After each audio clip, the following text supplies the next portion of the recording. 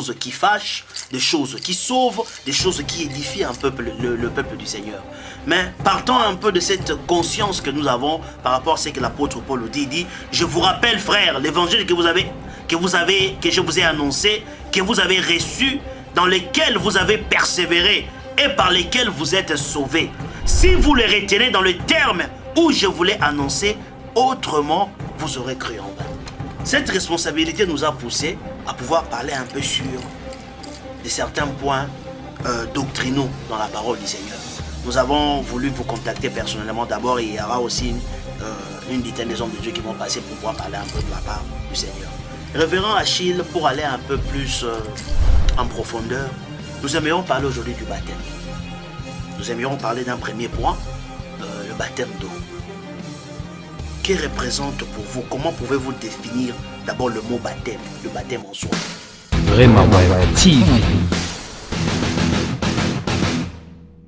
La parole du Seigneur dit ceci. Jean-Baptiste était... Il faut d'abord comprendre qui était Jean-Baptiste. Vous voyez, je ne peux pas adorer Jean-Baptiste, élever Jean-Baptiste, mais il y a des témoignages bibliques qui nous parlent des gens par rapport à sa mission, qu'il était le plus grand prophète. Il était plus qu'un prophète.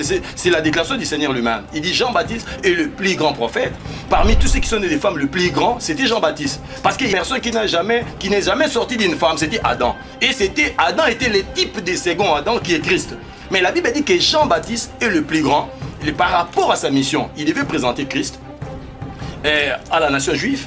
Il devait faire quoi? Il devait faire accomplir tous les rites et tous les sacrifices de la loi sur la personne de Christ, qui était un agneau préparé par Dieu depuis la fondation du monde pour être immolé. Voilà pourquoi tous ceux qui se présentaient auprès des gens se repentaient de leurs péchés. Christ n'a jamais commis de péché, était là. C'est pourquoi ces jours-là, parce que beaucoup de gens disent que non, à la croix, Jésus a porté nos péchés. Non, Jésus n'a jamais porté nos péchés à la croix. Non, Jésus a porté nos péchés par les baptêmes. C'est ces jours-là où Jésus Vraiment TV. De même que vous avez été appelés à une seule espérance par votre vocation. Verset 5. Il y a un seul Seigneur, il y a une seule foi, il y a un seul baptême, et un seul Dieu est Père de tous. Il est au-dessus de tous, agit à travers tous et habite en nous. Donc, je réponds toujours par rapport à ça. Parce que pour mieux répondre à Matthieu chapitre 28, il faut lire ça et nous lirons encore un passage dans 1 Pierre. L'apôtre Paul dit qu'il y a un seul baptême. Vous voyez? Non, mais quand il dit qu'il y a un seul baptême, cela n'insinue pas qu'il y a simplement un seul baptême qui existe. Attendez. Il y a un baptême de Jean, il y a un baptême d'eau, il y a un baptême de l'esprit. Merci Il ne beaucoup. peut pas insinuer Mais il ça. n'a pas dit seulement, il n'a pas seulement dit qu'il y a un seul baptême. Il y a aussi un seul Dieu.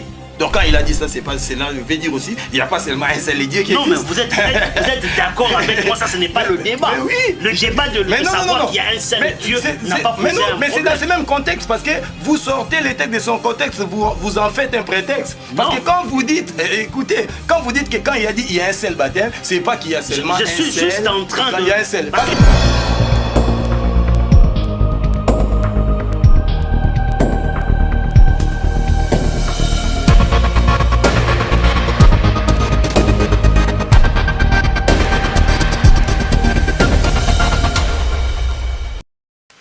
Chers frères et sœurs, amis, téléspectateurs, amoureux de la parole du Seigneur, nous vous saluons au nom de notre Seigneur et Sauveur Jésus-Christ. Nous sommes très honorés et très contents aujourd'hui, avec l'opportunité que Dieu nous a donnée de pouvoir parler un peu des choses qui concernent le royaume. Aujourd'hui, nous avons notre invité qui sera avec nous, c'est un habitué de la maison. On aura par la grâce du Seigneur de parler un peu de choses qui concernent le royaume, des choses qui sauvent, des choses qui sont encore importantes pour le salut de quiconque croira. Bien-aimés dans le Seigneur, nous vous remercions pour cela. Nous savons que vous nous suivez très nombreux sur www.remawe.com. Nous avons notre invité, c'est quelqu'un que nous ne présentons plus. Nous avons le révérend Achille qui est avec nous. Salut révérend.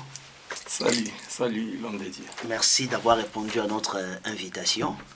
Oh, merci, je vous remercie aussi. Nous sommes très contents. Il y a une préoccupation que nous avons en parlant un peu de ce qui concerne la doctrine. Nous aimerions parler un peu de la doctrine parce que il y a beaucoup des amalgames qui se font dans la parole du Seigneur. Et par la grâce de Dieu, nous aurons aussi à recevoir d'autres hommes de Dieu que nous aurons à parler un peu à cœur ouvert sur des choses qui fâchent, des choses qui sauvent, des choses qui édifient un peuple, le peuple du Seigneur. Mais partant un peu de cette conscience que nous avons par rapport à ce que l'apôtre Paul dit, il dit, je vous rappelle, frères, l'évangile que je vous ai annoncé, que vous avez reçu, dans lesquels vous avez persévéré et par lesquels vous êtes sauvés. Si vous les retenez dans le terme où je vous l'ai annoncé, autrement, vous aurez cru en vain. Cette responsabilité nous a poussés à pouvoir parler un peu sur de certains points doctrinaux dans la parole du Seigneur. Nous avons voulu vous contacter personnellement d'abord et il y aura aussi une dizaine des hommes de Dieu qui vont passer pour pouvoir parler un peu de la part du Seigneur.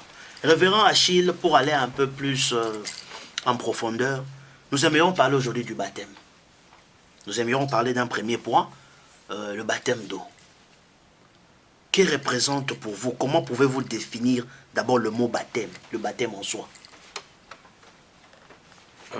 Merci beaucoup, l'homme de Dieu, pour l'invitation que vous m'avez donnée pour pouvoir partager par la grâce de Dieu la grâce qui m'a été donnée par le Seigneur, qui consiste à édifier et à poser les jalons ou bien les fondements de la doctrine en tant qu'apôtre.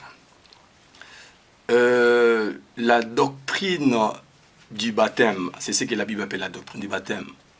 Oui, le baptême d'eau, non pas seulement pour moi, mais d'après les Saintes Écritures, n'a aucune utilité sous le temps de grâce.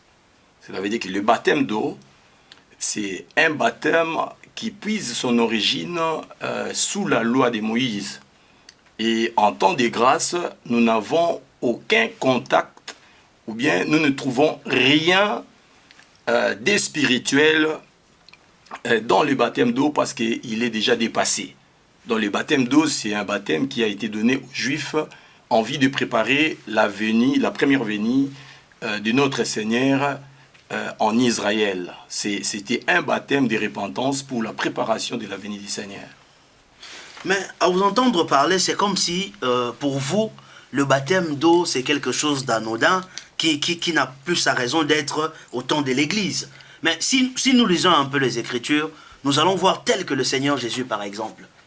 On ne peut pas comprendre l'insistance avec laquelle le Seigneur Jésus a insisté pour que lui soit baptisé. Nous trouverons aussi un bon nombre des apôtres qui ont même baptisé les gens au cours de leur mission apostolique. Mais la question serait de savoir, la manière dont vous exprimez les choses, c'est comme si le baptême est anodin. C'est une chose symbolique qui n'a plus de place. Non, ce n'est pas ce que j'ai dit, mais sauf qu'il faudrait que nous soyons vraiment liés à la parole révélée. Dans quel sens? Si vous lisez par exemple dans Matthieu chapitre 3, là où Jean-Baptiste, qui était le grand prophète de ces temps-là, et qui est le plus grand parmi tous ceux qui sont nés des femmes, a prophétisé. Jean a dit, on peut voir ça rapidement dans Matthieu chapitre 3, si on peut lire ça, parce que beaucoup de gens sont un peu dans la confusion par rapport à ces grands sujets qui est celui du baptême ou bien du baptême d'eau. Dans Matthieu chapitre 3, qu'est-ce que la parole du Seigneur dit? Voilà. Dans Matthieu chapitre 3, il est écrit ceci. Je vais lire la parole de Dieu à partir du premier verset. Il est écrit, à cette époque-là, parut Jean-Baptiste qui prêchait dans le désert de Judée. Il disait, changez d'attitude car le royaume des cieux est proche. Jean est celui que le prophète Ésaïe avait annoncé lorsqu'il a dit, c'est la voix de celui qui crie dans le désert. Préparez les chemins du Seigneur, rendez ses sentiers droits. Jean portait un vêtement en poil de chameau et une ceinture de cuir autour de sa taille. Il se nourrissait de sauterelles et de miel sauvage. Les habitants de Jérusalem, de toute la Judée et de toute la région du Jourdain se rendaient vers lui, reconnaissant publiquement leurs péchés, et ils se faisaient baptiser par lui dans les Jourdains. Cependant, quand il vit beaucoup de pharisiens et des sadducéens venir se faire baptiser par lui, il leur dit, race de vipères, qui vous a appris à fuir la colère à venir? Produisez donc des fruits dignes de repentance.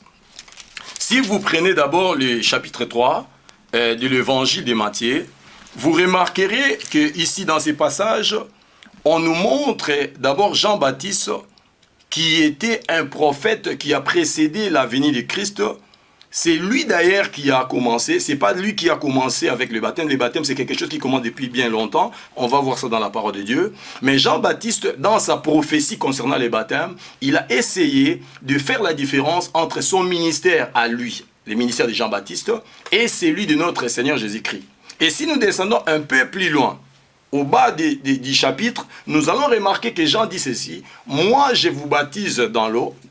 Celui qui vient après moi, lui, il m'a précédé, il vous baptisera du feu et de l'esprit. » Donc Jean a essayé, dans sa prophétie, de mettre la différence entre son ministère qui consistait dans le baptême d'eau. C'est-à-dire dans le ministère de Jean, on pouvait être purifié par le baptême d'eau. Et dans le ministère de notre Seigneur Jésus, c'est là où il y a le feu et l'esprit. Il dit, moi je vous baptise dans l'eau.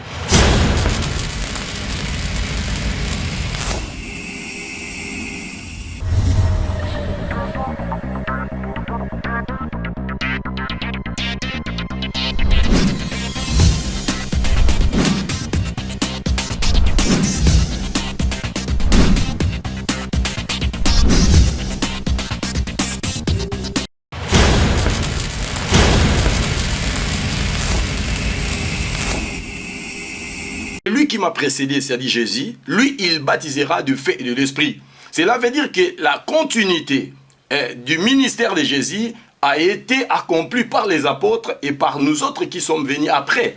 Dans le ministère de Christ, le Seigneur a dit, de la même manière que le Père m'a envoyé, moi aussi je vous envoie. Alors baptiser quelqu'un dans l'eau, c'est retourner dans le message de Jean-Baptiste. C'est retourner dans le baptême des gens. Je vous arrête un peu, révérend. Quand vous me dites ça, la continuité du ministère de Jésus, les apôtres étaient avec le Seigneur, par exemple Pierre et tout le reste. Mais la question est de savoir, le jour de la Pentecôte, de la venue du Saint-Esprit, lorsque l'apôtre Pierre a tenu son discours, les gens lui ont posé la question de savoir. Et Pierre a dit quelque chose de très important dont j'aimerais vous poser la question.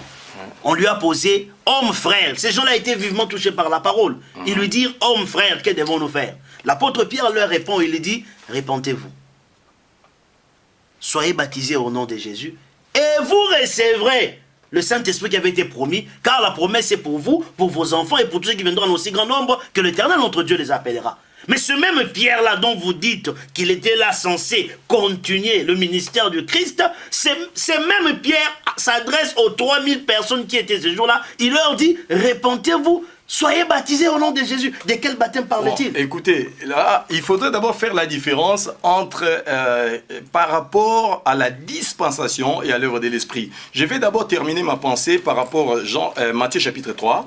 Et ensuite, je donnerai directement la réponse à votre question. Dans Matthieu chapitre 3, il est écrit ceci. Jean-Baptiste dit ceci. Il dit, moi je vous baptise dans l'eau. Lui, il vous baptisera du feu et de l'Esprit. Il parle de Jésus-Christ qui baptiserait du feu et de l'esprit. Il dit, moi je vous baptise dans l'eau. Or, le baptême des gens, si vous lisez Actes chapitre 19, est considéré comme le baptême de repentance. Avant de répondre à votre question, ceux qui venaient se faire baptiser auprès des gens, ils se repentaient de leurs péchés. C'est là où nous avons lu. Ils se repentaient de leurs péchés. Et un peu plus loin, nous allons encore voir le Seigneur qui n'a jamais commis de péché est allé se faire baptiser auprès des gens. Là, on en parlera. Le baptême des gens était un baptême de repentance. Mais si nous prenons ce que vous dites là, dans Actes chapitre 2, là où Pierre dit, « Repentez-vous et vous serez baptisés pour le pardon de vos péchés. » Parce qu'il faut bien souligner le pardon des péchés. Alors, si nous recevons en gros tout ce que Pierre a dit ces jours-là, sans révélation, sans interprétation de l'esprit, parce que la Bible s'interprète elle-même, et on interprète un verset à partir d'un autre verset. Vous allez voir que l'enseignement, si vous prenez ça cru, vous allez tomber dans le piège qui consiste en croire que le baptême pardonne le péché, élimine le péché. Parce que Pierre a dit ceci, répentez-vous, vous serez baptisés pour le pardon de vos péchés. Or, je ne sais pas, c'est que vous et moi, je crois, vous ne croyez pas que les baptêmes puissent sauter le péché.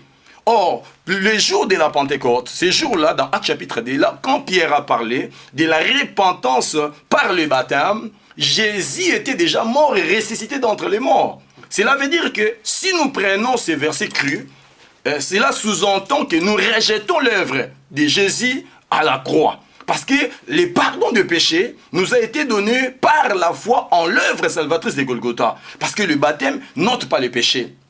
Mais comment je peux expliquer ces passages de Actes chapitre 2 Parce que si nous lisons très bien, le baptême des gens, ou bien le baptême de repentance, c'est un baptême de purification. Ça ne commence pas par Jean. Ce n'est pas Jean qui a commencé avec le baptême, non.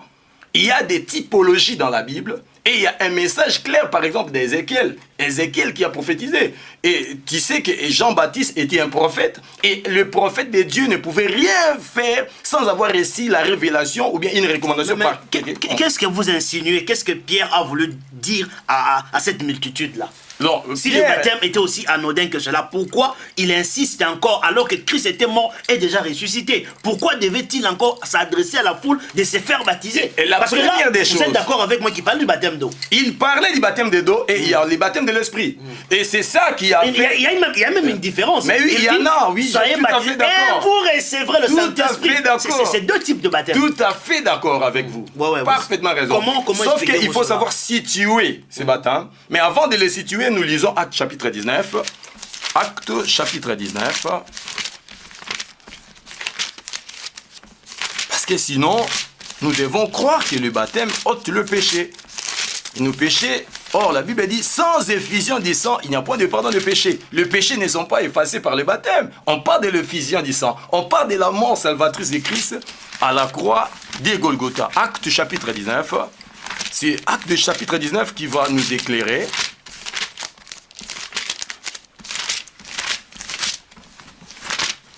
Actes chapitre 19.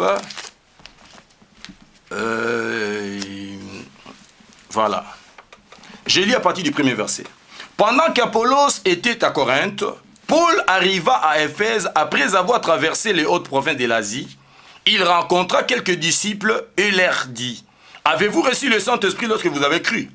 Il lui répondit, « Nous n'avons même pas entendu parler d'un Saint-Esprit. » Il demanda, « Quel baptême avez-vous donc reçu ?»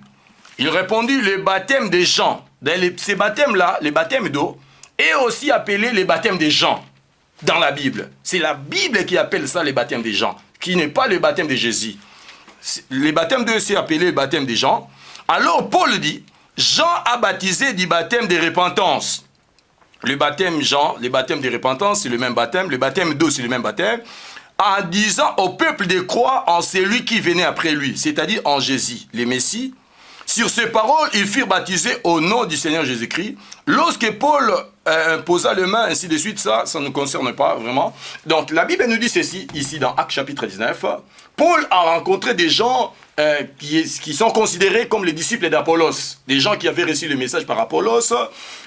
C'était ici à Corinthe.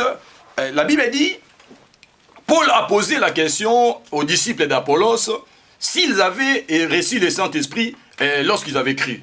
Ces gens-là étaient surpris d'entendre parler du Saint-Esprit parce que c'était pour la première fois qu'ils aient entendu parler de l'Esprit. Il dit, Paul était stupéfait de voir que des disciples zélés qui prêchaient, qui étaient motivés, ils se servaient de la loi de Moïse sans avoir reçu le Saint-Esprit. Alors, il pose la question aux disciples, de quel baptême avez-vous donc été baptisés? Ils répondirent du baptême des gens. C'est-à-dire ce baptême-là, le baptême d'eau, est aussi appelé le baptême des gens. C'est alors que Paul dira, Jean a baptisé pour la repentance en disant au peuple de croire en celui qui devait venir. C'est-à-dire le baptême-là, le baptême d'eau, le baptême des gens, le baptême de repentance, c'était un baptême qui devait précéder la venue de Christ, en chair et en os en Israël, premièrement, et ensuite, c'était un baptême de repentance. Cela veut dire qu'avant la mort de Jésus, les gens qui voulaient se repentir de leurs péchés devaient se purifier par les baptêmes. Et il a continué encore par ces passages qui nous montrent encore que Jean a prêché la foi en Jésus-Christ. Parce que la plupart des prédicateurs pensent aujourd'hui, quand ils plongent quelqu'un dans l'eau, ils citent les noms de Jésus et ce baptême devient légal, légitime par rapport à la parole de grâce. Mais non, parce que Jean-Baptiste lui-même a prêché la foi en Jésus. Paul a dit, disant au peuple de croire en celui qui devait venir. Ces baptêmes devaient précéder d'abord l'arrivée de Jésus, baptême de repentance. Mais en vous référant, dans Acte 2, si vous prenez Acte 2, là où nous venons de lire, les déclarations de Pierre, nous devons d'abord comprendre une chose. Pierre était en face des Juifs qui avaient rejeté le Seigneur Jésus-Christ. Ils devaient se repentir de leur péché que je peux appeler un péché national. Ils devaient se repentir de cela. Et Pierre, d'abord, la plupart des disciples de Jésus étaient disciples de Jean-Baptiste. D'abord, et nous allons voir par là que Pierre a rappelé les citations de Paul. Les déclarations de Pierre rejoignent directement ce que Paul dit dans Actes chapitre 19. Il dit ceci, repentez-vous, vous recevez le baptême du Saint-Esprit pour le pardon de vos péchés. Mais je vous arrête un peu. La question par rapport à tout ce que vous êtes en train d'exposer là, la question de savoir, vous savez, de Pierre et de Paul, nous savons, vous et moi très bien, que Paul est venu après. Mais la question de savoir, c'est même Paul dont vous êtes en train de parler, cité dans Acte 19, Paul a baptisé des gens. Oui. On peut lire la parole. Repenti, non, on va lire dans la parole. Lisons ce que Paul nous dit ici. On peut prendre prenons dans Corinthiens. 1 Corinthiens. Ouais. 1 Corinthiens chapitre 1er.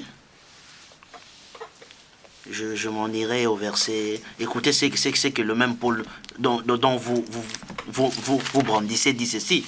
Je rends grâce à Dieu de ce que je n'ai baptisé aucun de vous, excepté Crispus et Gaius, afin que personne ne dise que je vous ai baptisé en mon nom. J'ai encore baptisé la famille de Stéphanas. Du reste, je ne sache pas que j'ai baptisé quelques autres personnes. Continue la lecture. Non, je m'arrête d'abord ici. Okay. Mais la question est de savoir. À vous entendre parler, c'est comme si vous insinuez que Paul, ils ont commis une erreur auparavant, et maintenant ils ont rectifié leur erreur. Non, à vous entendre parler, non, j'ai dit, c'est ce que vous insinuez. Mais la question est de savoir, si ce Paul savait aussi bien que vous et moi, que le baptême dont il est en train de dire était anodin, pourquoi doit-il se permettre d'aller baptiser encore de gens? Pour quel motif et pour quelle gloire? Je vais d'abord parler, m'appuyer sur ça pour expliquer dans quel contexte Paul a expliqué.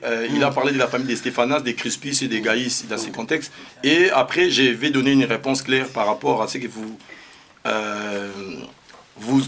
vous comptez être, vous croyez, vous me faites dire que c'est une confusion, c'est pas ce que j'ai dit, mais je vais d'abord dire, vous entendez parler, on est suivi cela. Ici dans 1 Corinthiens, Paul était en train de s'attaquer aux enseignements sectaires, voyez, parce que des gens qui avaient récit de baptême d'eau par le main de Paul, par d'Apollos, par le main d'Apollos et d'autres personnes, s'étaient égarés, ils se sont créés des petits groupes dans l'église de Corinthe. Maintenant, Paul s'est dédouané de cette responsabilité. C'est pourquoi il dit, vous êtes toujours charnel, d'ailleurs je n'ai baptisé aucun, j'ai rendu grâce à Dieu, ainsi de suite. C'est pour refuser, se dédouaner de cette responsabilité-là, d'avoir formé des gens qui se sont liés à lui, au détriment de la parole de vérité. Mais par rapport à ce que vous dites là, j'aimerais dire ceci.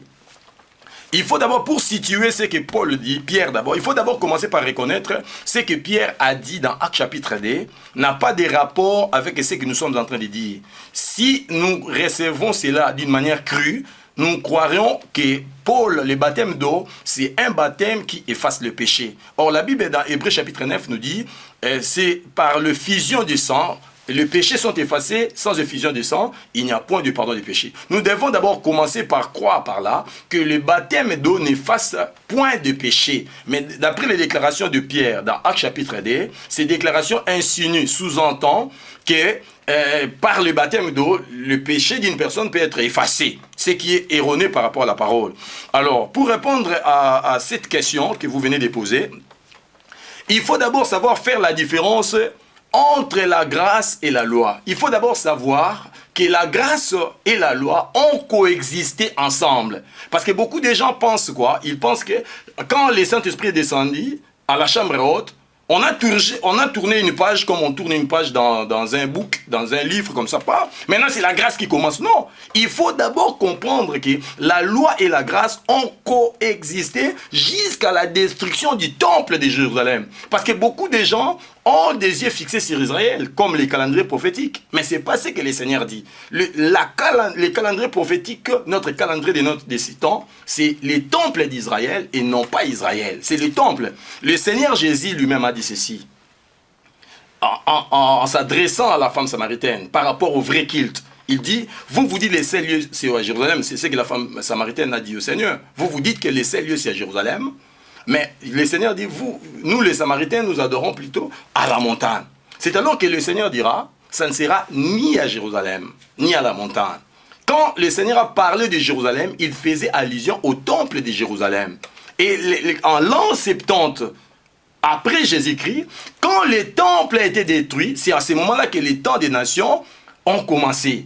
Les temps des nations ont commencé. Et si vous allez voir dans Actes chapitre 15, on peut lire ça, vous allez voir que les disciples qui avaient reçu le Saint-Esprit continuent encore à vivre sous la grâce et sous la loi de Dieu. Jusqu'à un certain moment, quand ils ont reçu la plénitude, la destruction du temple, c'est alors qu'ils ont compris la position de la parole par rapport à la grâce et à la loi. Si nous pouvons prendre Actes chapitre 15, pour voir un peu ce que la parole du Seigneur dit. Donc vous insinuez que la grâce et la loi ont coexisté ensemble, c'est-à-dire qu'il y a eu quelque part, ces gens-là ont commis quand même des erreurs en faisant...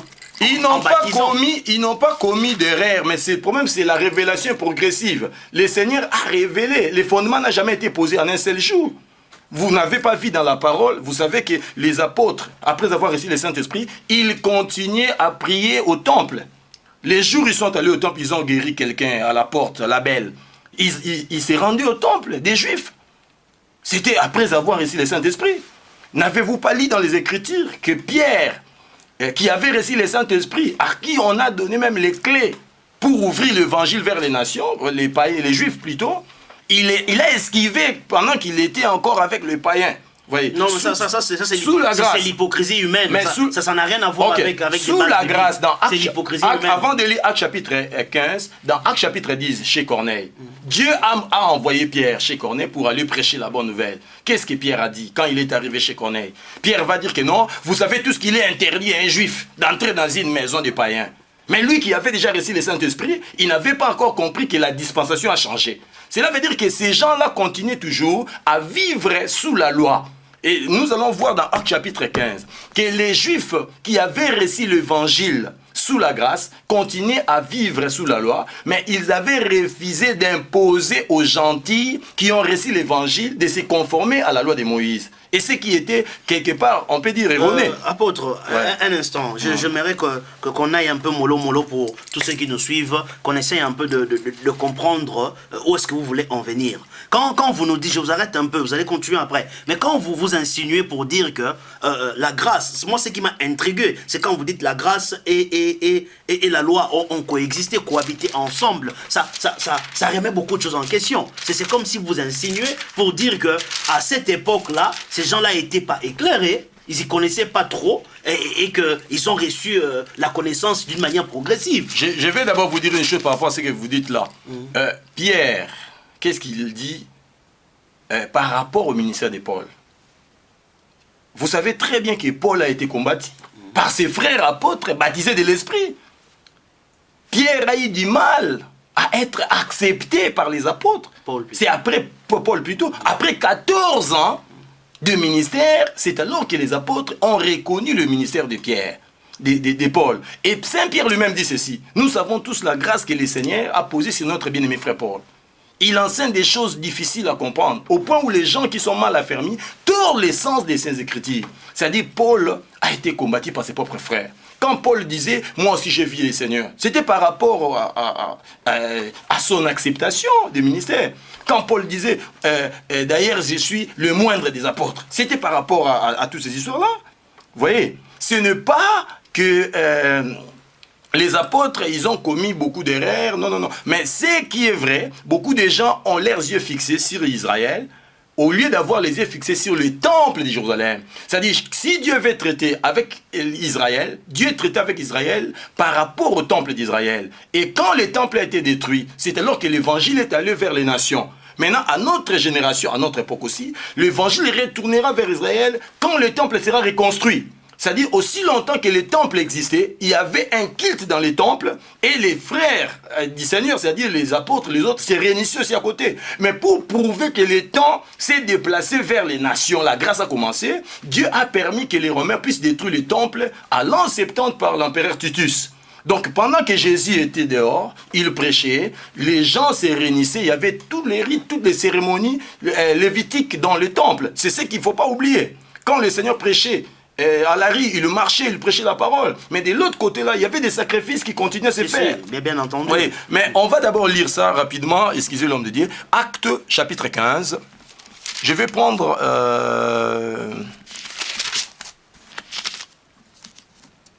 Voilà, je prends... Bon, je prends seulement à partir du verset 6 parce qu'il y a beaucoup de choses à dire. Les apôtres et les anciens se réunissent pour examiner cette question. Il y eut une longue discussion. Pierre se leva alors et leur dit, « Mes frères, vous savez que dès les premiers jours, Dieu a fait un choix parmi nous. Il a décidé que les non-juifs entendraient par ma bouche la parole de l'évangile et croiraient. Et Dieu qui connaît le cœur leur a rendu témoignage en leur donnant le Saint-Esprit comme à nous. Il n'a fait aucune différence entre eux et nous, puisqu'il a purifié leur cœur par la foi. Maintenant donc, pourquoi provoquer, dit, en imposant aux disciples des exigences que ni nos ancêtres, ni nous n'avons été capables de remplir? On impose aux disciples la loi qu'eux n'étaient pas capables de respecter. C'est ce que Pierre dit. C'était sous la grâce. Il y a eu des gens qui continuent à vivre sous la loi. Et verset 11 dit ceci, « Nous croyons au contraire que c'est par la grâce du Seigneur que nous sommes sauvés, tout comme eux. » Toute l'assemblée garda le silence et l'on écouta Barnabas et Paul raconter tous les signes miraculeux et le prodige que Dieu avait accompli par leur intermédiaire au milieu des non-juifs.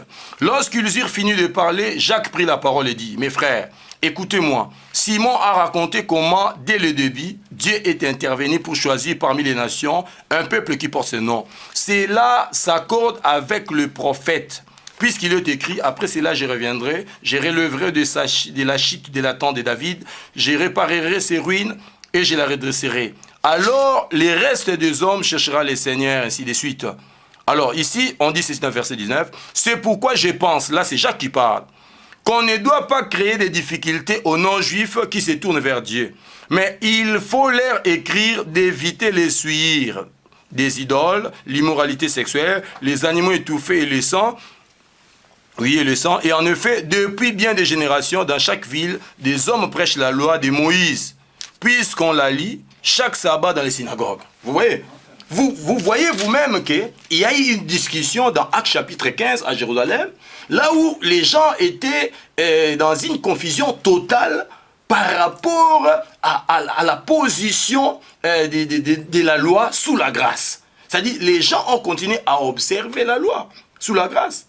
Mais pourquoi vous rejetez directement, en gros, le message de ces grands prophètes qui dit « Moi, je vous baptise dans l'eau, lui, il baptisera de feu de l'esprit. » Non, mais la question n'est pas là. La question n'est pas là. Et si vous prenez la question est que les gens à qui la parole a été donnée, eux-mêmes, on se sont mis à baptiser. Prenez l'exemple de Jacques, mais nous avec descendons, l'évêque éthiopien. Nous descendons, je vais y revenir. Non, un instant, apôtre. Okay. Ceux qui nous suivent doivent comprendre que nous parlons sur des points doctrinaux, dont nous devons à certaines choses. Mais, je vais vous dire une chose. Quand vous lisez, maintenant là, il ne s'agit plus maintenant des pierres, des Paul ou de qui que ce soit.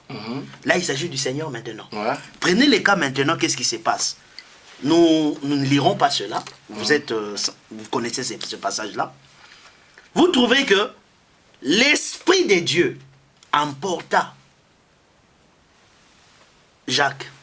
Il lui amène à la rencontre de l'eunuque éthiopien. Philippe. Il apporta plutôt Philippe. Il l'amène à la rencontre de l'eunuque éthiopien. Ils arrivent là. Vous connaissez l'histoire, comment les choses se sont passées. Et le gars lui dit, tu vois, il y a de l'eau ici. Vous comprenez? Là, on ne parle pas d'un baptême, je ne sais pas, spirituel, de quoi que ce soit. Mais pourquoi est-ce que l'Esprit de Dieu le conduisit là-bas? Et quand il a expliqué à cet homme, Isaïe chapitre 53, il lui a expliqué de qui il s'agissait et tout le reste. Et le monsieur dit, mais voici, il y a de l'eau ici. Il descendit. Quand il est baptisé dans l'eau, automatiquement, il fit emporter et partir. Okay. Mais la question de savoir, cette scène qui vient de se passer, ça, il ne s'agit pas de Paul qui lui a dit, de Pierre ou de qui que ce soit. Ça, vous savez que c'est l'Esprit de Dieu qui était en charge de la chose. Si cela était aussi anodin, sans importance, pourquoi est-ce que le Seigneur de gloire, par son Esprit, permettrait une telle histoire? On va lire la parole. Vous savez, d'abord, si vous prenez d'abord acte D avant de prendre dans acte 8, je crois que c'est... J'aimerais que vous me répondiez d'abord par cette scène. Je vais répondre. Ouais. Mais dans acte 2, vous devez d'abord comprendre une chose. Pierre a dit, vous serez baptisés pour le pardon de vos péchés. C'est-à-dire, Pierre rejoint le discours du baptême de Jean-Baptiste. C'est que Pierre a prêché ces jours-là. Il ne parle pas du baptême qui nous a été donné comme recommandation par le Seigneur. Et il a parlé du baptême d'eau de Jean-Baptiste qui était déjà caduque. Donc Pierre a fait une erreur. Ce n'est pas une erreur. Ce n'est pas une erreur, c'est la parole. Mais on va voir. Laissez-moi d'abord parler. Après, vous aurez le temps de me poser. Il s'adresse à une population de plus de 3000 personnes. Pourquoi? Parce que vous m'interrompez à tout moment. Chaque fois quand je parle, vous laisse le temps. Vous m'interrompez. Laissez-moi que je m'exprime. Je vous en prie. Je prendrai acte 8, là où vous venez de citer, parce que j'ai ma note ici.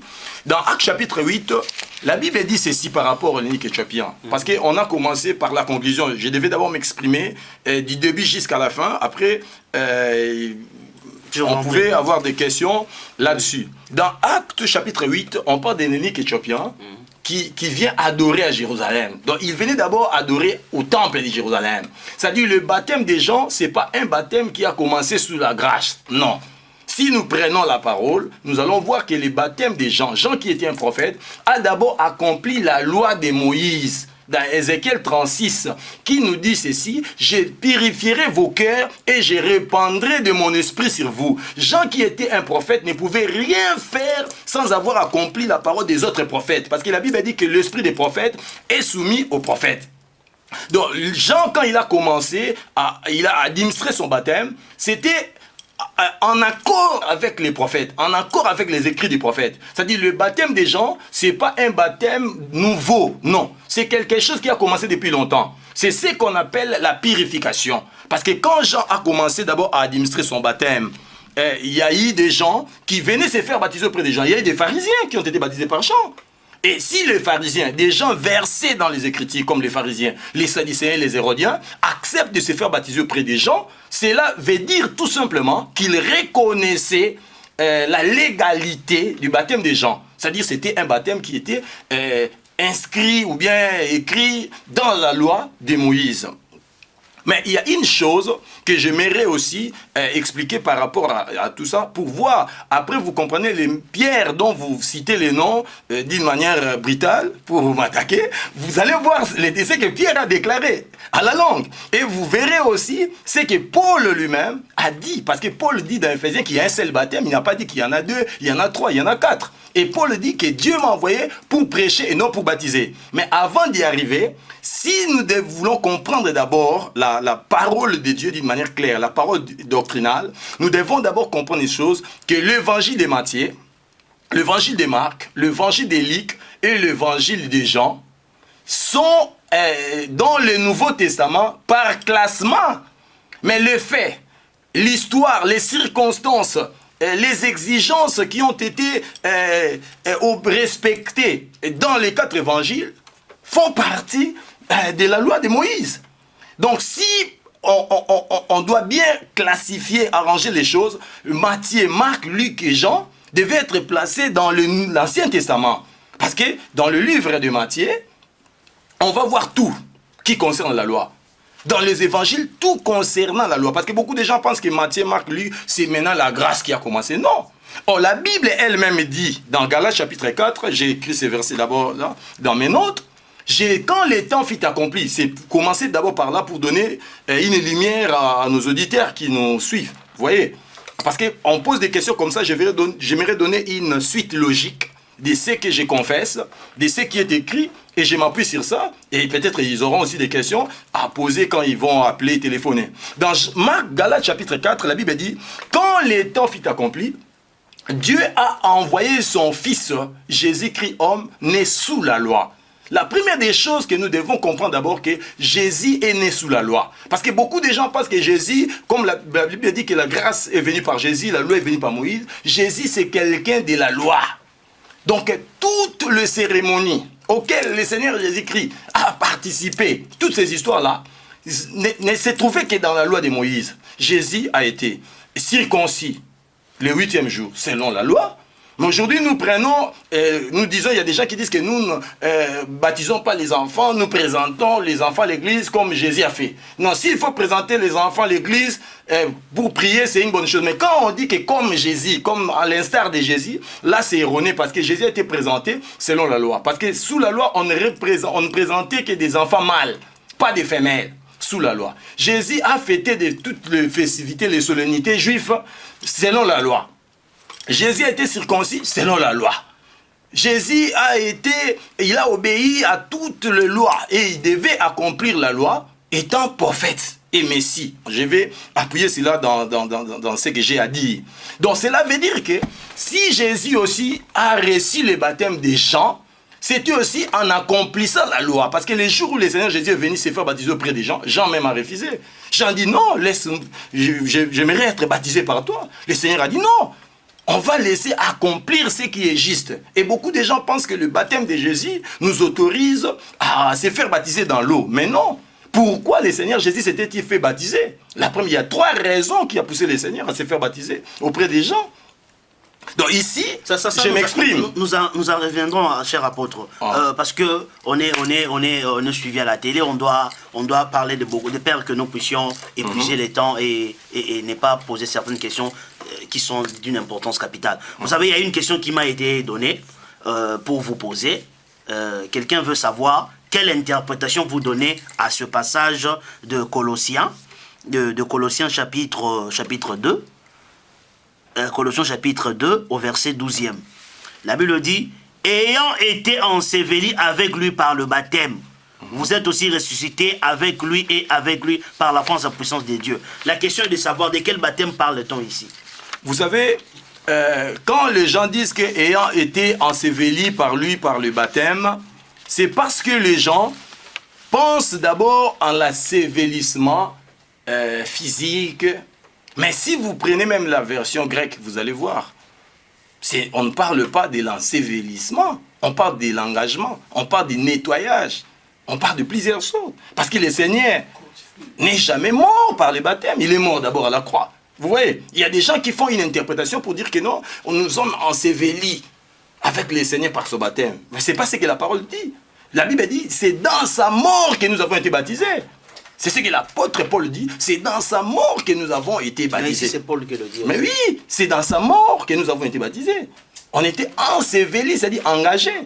Vous voyez, si vous m'aurez laissé parler, expliquer ce que j'ai préparé, j'aurais expliqué presque tout. Parce qu'il y a des questions... Soyez un peu bref, quoi. Parce que je ne laisserai pas tout le temps de pouvoir... Mais je comprends. Il faut d'abord que je donne. De peur que je sois mal compris par la foule. Soyez un peu bref. Vous voyez. Donc, je me suis arrêté là où je disais que si le Seigneur s'était fait baptiser, c'est d'abord pour accomplir la loi. En accomplissant la loi. Parce que Jean lui dit, je préfère être baptisé par toi. Donc Jean reconnaissait en Jésus le Messie parce qu'il était prophète. Le Seigneur a dit non. Laissez accomplir ce qui est juste. Ce qui est juste là. La justice, c'est la loi de Dieu.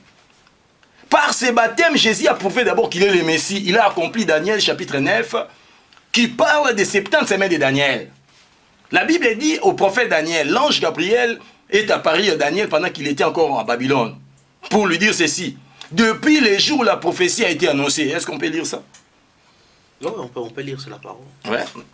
Daniel chapitre 9. On peut prendre ça.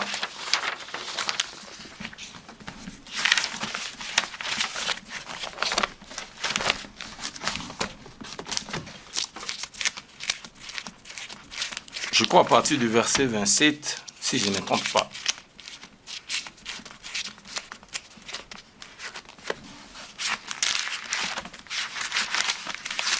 Si vous pouvez lire Daniel. Daniel chapitre 9, verset 27. Oui, à partir du verset 25 jusqu'au 27. Sachez-les donc et comprends. Depuis le moment où la parole a annoncé que Jérusalem sera rebâtie jusqu'à loin au conducteur, il y a 7 semaines. Dans 62 semaines, les places et les fossés seront rétablis. Mais en 2 temps fâcheux. Après les 62 semaines, un ouin sera retranché et il n'aura pas de successeur. Le peuple d'un chef qui viendra détruira la ville et les sanctuaires, et sa fin arrivera comme par une inondation. Il est arrêté que les dévastations dureront jusqu'à terme de la guerre. Il fera une solide alliance avec plusieurs pour une semaine et durant la moitié de la semaine. Là vous pouvez laisser tomber. Daniel dit ceci. Daniel a prié pour savoir quand est-ce que Dieu va libérer le peuple de la captivité. C'est alors que Dieu va envoyer un ange qui va dire à Daniel ceci. Depuis les jours où la parole est sortie, jusqu'au Saint, au Messie. C'est-à-dire il y a eu 7 semaines et 62. C'est-à-dire 69 semaines. Et tous ceux qui lisent la parole prophétique, tous ceux qui ont la connaissance, qui ont des lunettes prophétiques, savent que le Christ, le jour où il a reçu son baptême, parce que la Bible dit, il sera où ces jours-là, le Messie. C'est-à-dire, c'est la 69e semaine de Daniel, et c'est là où Jésus-Christ a reçu même son baptême, pour prouver qu'il était le conducteur, c'est-à-dire le Messie. Selon les témoignages de la parole, si nous lisons la parole, nous allons voir même ce que la parole dit, qu'après son baptême, Jésus a été oint. On a vu ça dans la parole de Dieu. Pour accomplir réellement qu'il était le Messie. Il y a beaucoup de détails là-dessus. Là, peut-être c'est qu'ils liront le livre qui sera publié prochainement. Nous annonçons aussi à nos bien-aimés que le révérend Gilles est en train d'écrire un livre sur les sujets dont nous sommes en train de parler. Et toutes les questions que vous aurez à poser n'engagent que l'apôtre Achille. Vous aurez à lui poser toutes les questions, tout ce qui est lié à ce qu'il est en train de... Nous faisons notre travail, nous voulons éclairer l'opinion, nous voulons parler sur des points doctrinaux parce que la plupart du temps, les gens n'osent pas dire des choses qu'ils disent tout bas. Voilà pourquoi nous aimerions parler de la parole du Seigneur. Essayer un peu de parler sur des choses qui concernent la parole, la doctrine du Seigneur Jésus-Christ. Vous voyez, si vous lisez ça, vous allez remarquer que par ses baptêmes, Jésus a prouvé qu'il est le Messie. Il y a beaucoup de détails là-dessus. La première raison, et si vous descendez, je vous ai dit d'abord dans Ézéchiel chapitre 36, c'est un verset que j'ai cherché d'ailleurs, Ézéchiel chapitre 36, verset 25-31, c'est ce que Jean a accompli comme prophète. Donc si Jésus s'est baptisé auprès des gens, par plaisir, par sentiment, il ne serait pas le Messie. Parce que le Messie devait accomplir la parole. Il a dit à Jean, on accomplit quelle parole? Alors, on accomplit la parole de quoi? Quelle parole? C'est la loi. C'est pas la grâce, la première des choses. Et la deuxième des choses, c'est quoi? Dans ces baptêmes-là, nous pouvons voir que le Seigneur Jésus a été introduit comme sacrificateur et sacrifice directement. Parce que la parole du Seigneur nous dit ceci. Tout lévite qui sera introduit dans les sacerdoces pour commencer, il doit d'abord atteindre l'âge de 30 ans. Et c'est ce que nous voyons aussi dans le baptême de Jésus. Il y a quelques points que j'ai soulevés ici. On devait avoir 30 ans. De 30 à 50 ans, là où on peut voir ça dans Nombre chapitre 4. Et le Seigneur avait 30 ans, les jours de son baptême. Et les Lévites doivent être consacrés par un rituel de purification très bien connu des Juifs. C'est ce que la parole dit. Il devait être purifié par un rituel de consécration. Et là, on peut voir ça dans Nombre chapitre 8, selon la loi toujours. Et il y a encore une autre chose. Et les Lévites qui doivent être introduits, devaient être introduits par un autre souverain sacrificateur. Et nous savons tous que les sacerdoces sous la loi de Moïse étaient transmissibles. Et Jean-Baptiste était aussi souverain sacrificateur. Il a reçu cette autorité par son père, Aaron. Et puis Aaron et Zacharie, son père direct biologique, c'était Zacharie. Donc vous pouvez voir ça, et la parole du Seigneur nous dit ceci, quand on a l'âge de 30 ans, et cet homme-là, les Lévites, devaient être appelés par Aaron. Là, on peut voir ça dans Exode. c'est Aaron, Exode chapitre 28, verset 1, peut être appelé. Voilà pourquoi ces jours-là, les jours du baptême de notre Seigneur Jésus-Christ, on a appelé le Seigneur, non pas par Aaron, mais depuis le haut du ciel. Il y a eu un appel, celui-ci est mon fils. C'était aussi l'appel de notre Seigneur Jésus-Christ. Donc, on devait asperger, selon Exode, l'aspersion. On devait asperger. Donc par là, j'ai dit, il y a des confusions. Les uns disent que non, le baptême c'est d'immersion. Les autres disent que non, c'est aspersion. Et l'immersion et l'aspersion n'ont aucun sens pour l'instant, parce que le seul baptême reconnu, c'est le baptême de l'Esprit. Parce que nous avons reçu la parole, c'est la parole qui nous purifie.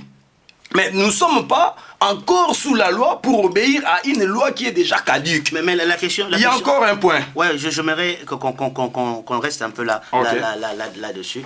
Si, parmi le fait que vous avez énuméré là-dessus, si le baptême des gens était un baptême en vue de la repentance pour le pardon de péché et tout le reste, mais les raisons que vous venez de donner, mais pourquoi le Seigneur Jésus-Christ a-t-il accepté de se faire baptiser? La troisième... Avait-il péché? C'est la troisième raison qui a poussé le Seigneur à se faire baptiser auprès des gens. C'était quoi? C'était le baptême d'identification ou bien le baptême d'expiation. Parce que tous ceux qui se rendaient auprès des gens pour se faire baptiser, ils se repentaient de leurs péchés.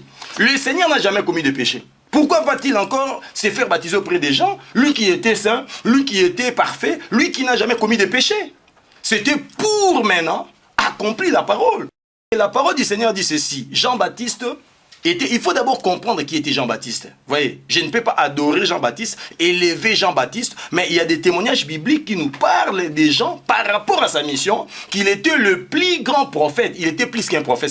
C'est la déclaration du Seigneur lui-même. Il dit Jean-Baptiste est le plus grand prophète. Parmi tous ceux qui sont des femmes, le plus grand, c'était Jean-Baptiste. Parce qu'il y a une personne qui n'est jamais sortie d'une femme, c'était Adam. Et Adam était le type de second Adam qui est Christ. Mais la Bible dit que Jean-Baptiste est le plus grand. Par rapport à sa mission, il devait présenter Christ à la nation juive. Il devait faire quoi? Il devait faire accomplir tous les rites et tous les sacrifices de la loi sur la personne de Christ, qui était un agneau préparé par Dieu depuis la fondation du monde pour être immolé. Voilà pourquoi tous ceux qui se présentaient auprès des gens se repentaient de leurs péchés. Christ n'a jamais commis de péché, était là.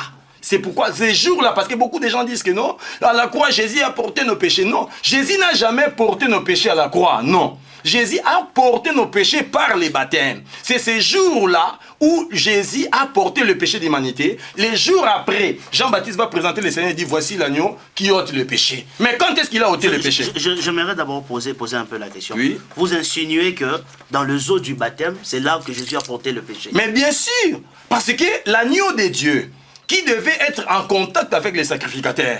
L'agneau qui devait porter le péché avant d'être immolé. Il ne pouvait pas porter le péché sur l'autel, parce que la croix c'est l'autel. L'agneau devait porter le péché. La preuve aussi que Jésus a porté nos péchés avant sa mort à la croix. Si vous lisez Jean chapitre 8, qui nous parle de la femme adultère. Les jours où cette femme a péché, on a amené cette femme devant le Seigneur. On demande au Seigneur Jésus de détruire, de lapider cette femme selon la loi. Et le Seigneur va dire ceci. Qui d'entre vous, lequel n'a jamais commis de péché, qu'il prenne une pierre et la jette sur la femme? Et la Bible dit que personne pouvait encore parler de la condamnation selon la loi de Moïse. Tout le monde s'est retiré. Mais si le Seigneur lui-même, qui n'a jamais commis de péché, pourquoi n'a-t-il pas pris la pierre pour jeter sur cette femme? Parce que le Seigneur avait déjà porté le péché de l'humanité sur lui. Et si nous lisons aussi dans Matthieu chapitre 8, il y a un verset dans Matthieu chapitre 8 qu'on peut quand même lire, qui va encore nous éclairer rapidement. Un verset dans Matthieu chapitre 8. Matthieu chapitre 8. Je vais chercher le verset.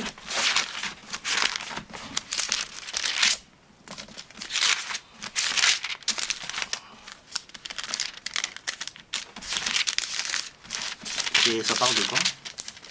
Tu parles de la guérison.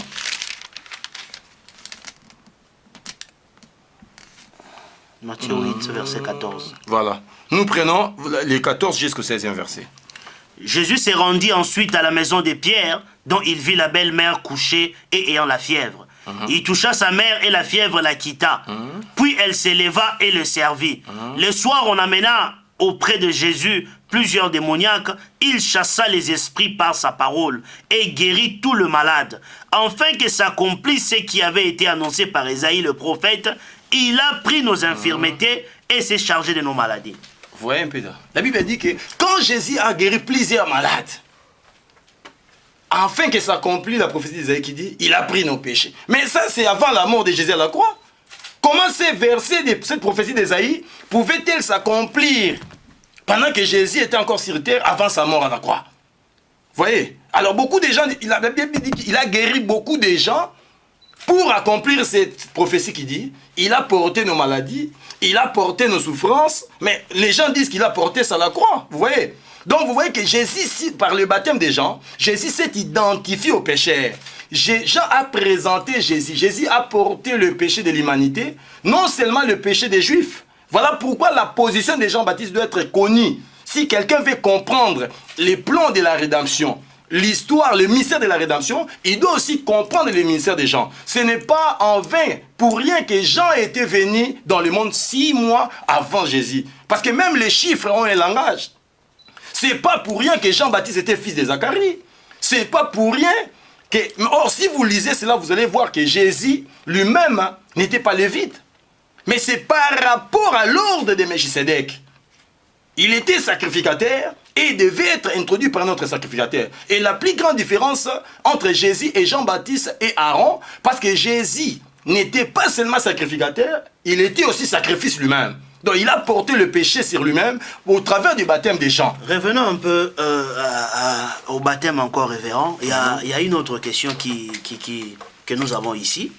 Dans Matthieu chapitre 28, c'est là où nous allons essayer un peu de comprendre si le baptême semble aussi anodin que vous avez excusez-moi, la prétention de le dire. On va lire Matthieu chapitre 28 pour voir un peu, comme le disent les Anglais, des Great Commission, l'ordre suprême que beaucoup des enfants de Dieu confessent. La Bible dit ici dans Matthieu chapitre 28, la Bible dit ceci, au verset 19, « Allez faire de toutes les nations des disciples, le baptisant au nom du Père, du Fils et du Saint-Esprit, et enseignez-leur à observer tout ce que je vous ai prescrit. Et voici, je suis avec vous tous les jours jusqu'à la fin du monde. » Mais la question que j'aimerais vous poser, révérend, est la suivante. Je peux comprendre, je n'insinue rien, je peux comprendre quand quelqu'un me dira, par exemple, vous savez, Pierre a dit telle chose parce qu'il était juif. Tel a dit quelque chose, c'était sur le plan émotionnel. Toute personne peut réagir d'une manière ou d'une autre. Mais ici, il s'agit du Seigneur de gloire. C'est lui-là qui ne commet jamais d'erreur. C'est lui-là qui ne connaît ni ombre de variation ni changement. C'est lui-là qui est stable dans tout ce qu'il dit et il ne se répond pas. Mais c'est même Dieu-là, ici, il le dit quand il est arrivé à la fin de sa mission terrestre, avant que le Seigneur de gloire ne parte, il dit aux gens, et ce message n'a pas été seulement adressé aux Juifs, ce message n'a pas été adressé à un groupe de gens, et le Seigneur étend les limites. Il dit, allez, faites de toutes les nations les disciples, les baptisant au nom du Père. Je ne sais pas de quel baptême le Seigneur voulait parler ici, ça c'est la première des questions. La deuxième des questions, ça c'était l'ordre qu'il n'a pas donné à ces groupes de gens. Ce message nous concerne nous aussi. Si Pierre pouvait tergiverser, Jean pouvait avoir une révélation progressive au fil du temps, ça s'améliorait. Mais le Seigneur de gloire n'a pas progressé dans sa révélation. Il est omniscient, omnipotent, omniactif. Il a la connaissance de toutes choses. Comment pouvez-vous expliquer ces choses? Ok, je vais répondre, vous me donnez le temps. Donc par là, vous-même, je sais vous qui avez le droit de me poser des questions, bien que je n'ai pas ces droits-là, vous ne m'avez pas donné ces droits de vous poser des questions. C'est comme ça que ça se passe. Mais j'ai le droit de vous faire réfléchir quand même. Vous voyez. Parce que vous avez dit tout à l'heure que le Seigneur Jésus, il est omniscient, il est présent, omnipotent, il nous a donné une recommandation. La grande mission, c'est une très bonne chose. Il a dit, il faut baptiser-les au nom du Père, du Fils et du Saint-Esprit. Mais par rapport à ce que vous aviez lu, je vous fais réfléchir, je ne vous pose pas la question. Dans Actes chapitre 2. Nos spectateurs, c'est qu'ils nous suivent c'est que Pierre auront une idée à se faire là. C'est que Pierre a commis une erreur. De dire aux gens de se faire baptiser au nom du Seigneur Jésus-Christ. Vous comprenez un peu ça? Il a commis une erreur. Je vous fais réfléchir, je ne vous pose pas une question. Ok, parce que c'est vous qui avez le droit de... Je ne suis pas censé répondre à Ouais, ouais. Parce que vous m'avez dit non, Pierre a dit ceci. Pierre a dit, vous recevez le pardon des péchés, vous le pardon des péchés au nom de Jésus-Christ. Ce sont des questions qui se posent, Alors, les jours qui sont Pierre, au débat. voilà pourquoi... Vous qui êtes les anti-baptêmes. Non, je ne suis pas un anti-baptême. Et les Je crois que aussi. les baptêmes d'eau a existé pour Israël, les baptêmes d'eau pour Israël. Pour nous, c'est le baptême de l'esprit. J'aimerais, Il y a trois choses qui rendent témoignage. J'aimerais, révérend, vous dire quelque chose, parce que les gens risquent de se perdre dans le débat. On va essayer un peu de canaliser les choses. Le révérend Achille insinue que le baptême d'eau... C'est la parole, ce n'est pas moi. Il y a le C qui prouve aussi par la parole. Le révérend Achille insinue que le baptême d'eau, pour l'heure actuelle, c'est-à-dire au temps de l'Église, n'a plus sa raison d'être. Elle est anodine, plutôt, il est anodin aujourd'hui le baptême. Donc, le baptême d'eau était pour le pardon Du péché, du du péché, baptême le baptême des gens. Mais Christ est déjà mort. La Mais c'est- repentance, c'est par la foi Mais en l'amour c'est de même Jésus. Christ, mais pourquoi a-t-il donné cette mission? Voilà Et quel pourquoi je baptême vous réponds parle-t-on maintenant. ici? Ouais. Vous dites, mais le Seigneur Jésus a envoyé les gens, il dit, faites de toutes les nations des disciples en les baptisant au nom du Père, du Saint-Esprit et du Fils, enseignez-leur ce que je vous ai prescrit. Retournons vraiment. Si vous lisez, laissez-moi parler un peu. Si vous prenez ces passages de Matthieu chapitre 28, en français, en anglais, en espagnol, en grec, en araméen, il n'y a aucune goutte d'eau dans ça. Le plus grand problème, c'est quoi? C'est parce que les gens, pour eux, le mot baptême, c'est baptizo, veut dire plonger dans. C'est ça qui détruit le monde. Voyez? Le mot baptême, c'est veut dire plonger dans. Si baptême veut dire plonger dans, d'emblée, tout court, cela veut dire baptême d'eau, c'est plonger dans l'eau. Baptême de l'esprit, c'est plonger dans l'esprit. Baptême de feu, c'est plonger dans le feu. Il y a aussi le baptême de souffrance. Vous voyez, dans la parole de Dieu, il y a des gens qui se faisaient baptiser pour le mort. Ils avaient une certaine croyance. Le mot baptême veut dire plonger dans, comme vous... Je ne sais pas si c'est ce que vous dites, vous confessez. Plonger dans. Le mot baptême veut dire nettoyer. Le mot baptême veut dire engager, veut dire remplir. Parce que les jours où la Bible dit, ils furent baptisés de l'esprit. Ils n'étaient pas plongés dans l'esprit, mais ils étaient remplis. Parce que le mot baptême a plusieurs significations. Mais les gens ont pris seulement Mais dans baptême le cas connaissance. d'espèce. Je continue, je m'explique. Je devais devais d'abord commencer par expliquer. Vous voyez, je devais d'abord, parce qu'il y a une définition que Saint-Pierre lui-même nous a donnée dans la parole. Parce qu'aujourd'hui, il y a des gens qui se fient plus au dictionnaire biblique, à la concordance biblique, aux commentaires des gens qui, peut-être, n'ont pas reçu une autorisation divine de pouvoir interpréter les interprétations divines. Vous voyez, les gens ont un dictionnaire biblique et ils s'appuient sur ça. Mais il y a des définitions bibliques. Dans la parole, on va voir comment les apôtres eux-mêmes ont défini les baptêmes. Ici, ce que le Seigneur a dit, c'était quoi? D'abord, il dit, faites de toutes les nations des disciples en les baptisant. D'abord, on ne devient pas, je vais expliquer ça. On ne devient pas disciple par le baptême d'eau. Le Seigneur lui-même a dit dans sa parole, si quelqu'un veut devenir mon disciple, il doit faire quoi? Il doit saillir lui-même, détruire les moi. Si quelqu'un veut devenir mon disciple, il doit abandonner sa famille. Si quelqu'un veut devenir mon disciple, il doit porter sa croix. La condition d'abord pour devenir disciple, ce n'était pas d'abord ça. D'abord ça, je vais expliquer la parole du Seigneur. Les gens des nations, le païen, qui devaient recevoir la parole, c'était d'abord des gens qui n'ont jamais compris la divinité. C'était des gens à plusieurs croyances. C'était des polythéistes. Si le message a été donné aux apôtres pour aller plonger dans l'eau, tous ceux qui croiraient, cela d'abord démontre, cela veut dire que le Seigneur nous a encore renvoyés dans les baptêmes des gens. Parce que Jean lui-même a dit, les baptêmes d'eau c'est lui, Jésus c'est dans l'eau, dans le feu et dans l'esprit. Si le Seigneur a dit, il a parlé de l'eau dans ces passages, c'est que le Seigneur et Jean nous ont trompés. La Bible nous a troublés, donc il nous a renvoyé vers Jean-Baptiste. Jean-Baptiste nous a renvoyé vers le Seigneur. Ça devient une confusion. Mais je m'explique. Je suis en train de répondre lentement et tranquillement pour ne pas troubler les gens. Nous avons vu le temps. Il dit, c'est les nations. Allez faire de toutes les nations. Je vais répondre en lisant un passage biblique. Nous prenons 1 Corinthiens chapitre 1, là où vous avez lu, sans pour autant terminer les passages pour vous appuyer sur ce que vous avez dit là.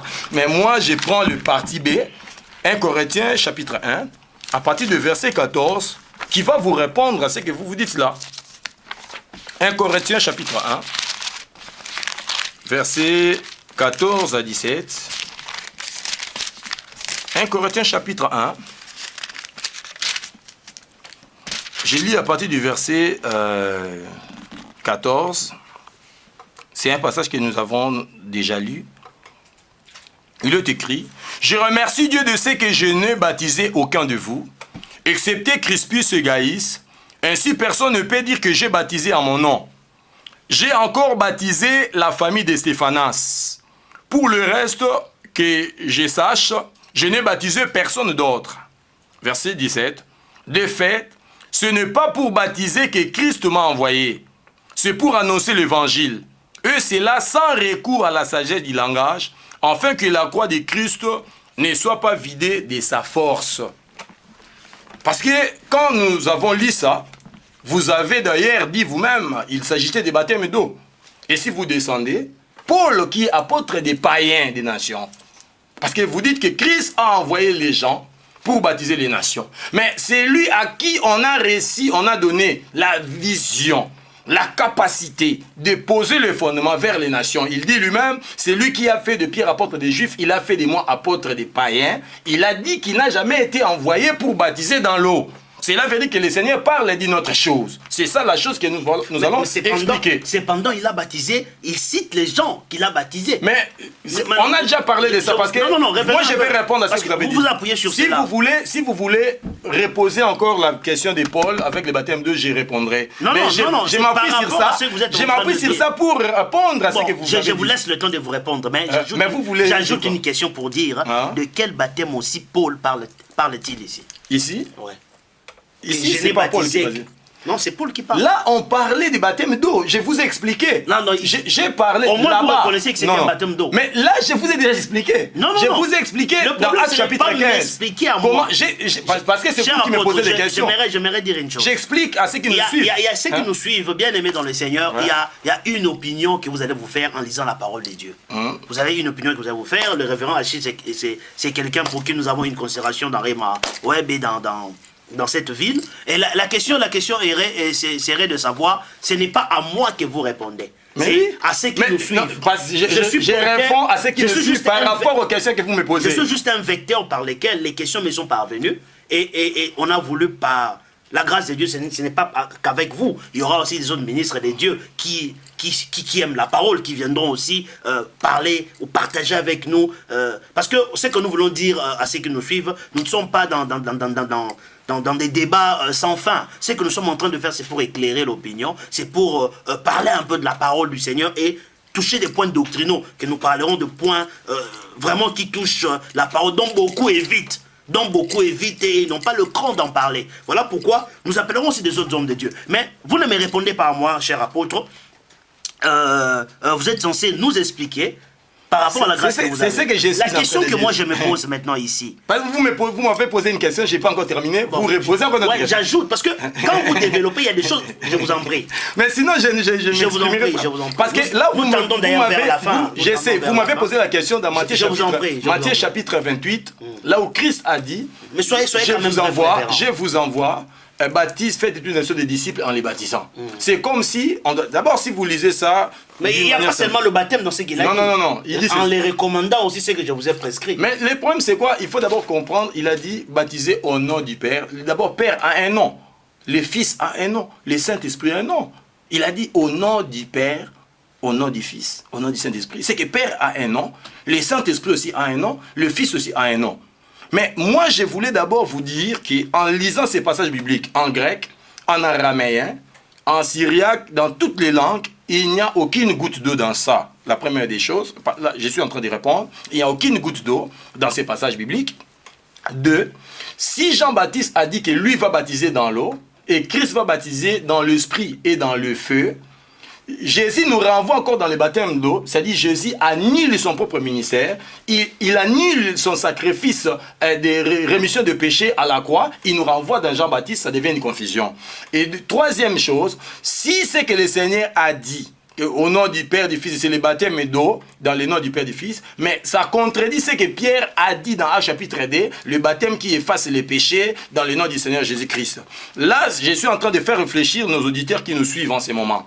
Et je vous dis que Paul maintenant, vous avez dit aux nations, Paul maintenant qui a été établi apôtre des païens, c'était lui la première des personnes qui devait commencer à soutenir la thèse du baptême d'eau dans les passages de Matthieu chapitre 28. Mais lui, il dit, Dieu ne m'a jamais envoyé pour baptiser dans l'eau. Mais nous disons qu'on nous a envoyé pour baptiser dans l'eau. Or, dans le ministère de Jésus, il y a le baptême de l'Esprit et le baptême de feu qui sont l'apanage du Seigneur. Nous, ce que nous faisons aujourd'hui, nous faisons la continuité du Seigneur Jésus. Pourquoi retournons-nous encore dans l'eau? Je me suis appuyé sur ça. Ne pensez-vous pas que ce que Paul voulait dire, c'était juste pour dire, dans sa tâche en tant qu'apôtre, il y avait autre chose à faire. Vous allez voir. Vous n'allez pas me dire le contraire. Non. Dans les ensembles, vous avez eu à baptiser les gens quand vous n'étiez pas encore apôtre. Mais quand je n'avais pas encore réussi la révélation de la parole. Vous avez eu à baptiser. Et j'ai baptisé aussi des personnes, comme à l'instar de Paul. Il y a l'un serviteur, on sait, il est aussi en Angola. Il y a l'autre, Elipas, qui est là. Et je rends grâce aussi à Dieu, comme Paul, de ne pas avoir baptisé plusieurs personnes. Vous voyez, nous lisons Ephésiens chapitre 3, verset 5. Parce que vous dites que Paul a dit... Mais jusque-là, on n'a pas... Je suis là, je suis toujours là. Je vous montre, avant de comprendre ça, il faut comprendre Ephésiens chapitre 2, il faut comprendre 1 Pierre 3, 21. Vous comprenez ces passages bibliques. Ephésiens chapitre 3, verset 5. Ephésiens chapitre 3. Parce qu'il y a beaucoup de gens qui disent que non, nous nous baptisons dans l'eau, mais au nom de Jésus. Non, baptiser au nom de quelqu'un, c'est citer le nom d'une personne. Ou bien sous l'autorité, avec autorité. Quand il plonge quelqu'un, il dit au nom de Jésus, ça devient au nom de Jésus. Non, baptiser quelqu'un. Et l'immersion et l'aspersion, c'est nul pour l'instant. Il faut comprendre la parole, les contextes dans lesquels les choses se passent. J'ai difficile à trouver Ephésiens, chapitre 3, verset... 5, voilà, ça y est. Ephésiens 3. Ephésiens chapitre 3, verset 5. Le verset 5, voilà. La Bible dit ceci. En les lisant, vous pouvez vous rendre compte de la compréhension que j'ai du ministère de Christ. Il n'a pas été porté à la connaissance des hommes des générations passées, comme il a maintenant été révélé par l'Esprit à ses saints apôtres et prophètes. Ce mystère, c'est que les non-juifs sont cohéritiers des juifs. Ils forment un seul corps avec eux, participent à la même promesse de Dieu en Jésus-Christ par l'évangile. Nous prenons le verset, les chapitres 4. Je prends le chapitre 4 qui nous éclaire directement. Dans Ephésiens chapitre 4, j'ai lu à partir du verset 3. « Efforcez-vous de conserver l'unité de l'esprit par le lien de la paix. Il y a un seul corps, il y a un seul esprit, de même que vous avez été appelés à une seule espérance par votre vocation. » Verset 5. « Il y a un seul Seigneur, il y a une seule foi, il y a un seul baptême, et un seul Dieu et Père de tous. Il est au-dessus de tous, agit à travers tous et habite en nous. » Donc, je réponds toujours par rapport à ça. Parce que pour mieux répondre à Matthieu chapitre 28, il faut lire ça et nous lirons encore un passage dans 1 Pierre. L'apôtre Paul dit qu'il y a un seul baptême. Vous voyez? Non, mais quand il dit qu'il y a un seul baptême, cela n'insinue pas qu'il y a simplement un seul baptême qui existe. Attendez. Il y a un baptême de Jean, il y a un baptême d'eau, il y a un baptême de l'esprit. Merci il beaucoup. Ne peut pas insinuer mais il ça. n'a pas dit seulement, n'a pas seulement dit qu'il y a un seul baptême. Il y a aussi un seul Dieu.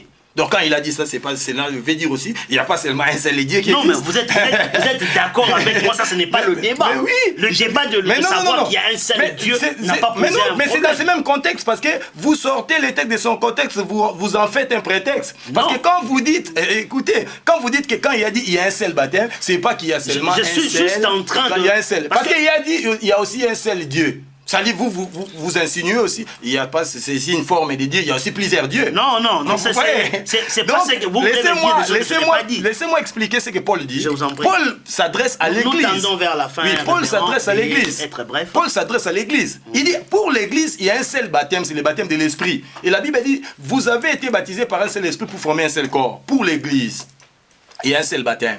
C'est-à-dire, pour Israël, il y avait les baptêmes d'eau qui précédaient la venue de Christ. Mais pour nous, l'Église, parce que l'Église est dans la dispensation de la grâce, c'est Christ qui en est le fondateur. C'est pourquoi Jean-Baptiste a dit, lui, il vous baptisera de l'Esprit. C'est-à-dire, dans l'Église, il y a les baptêmes de l'Esprit, pas les baptêmes d'eau, qui nous ramènent encore sous la loi. Et quand quelqu'un obéit à la loi, il est sous la malédiction de la loi. Il rejette d'emblée l'œuvre de Golgotha, là où Christ a expié le péché, là où Christ nous a substitués.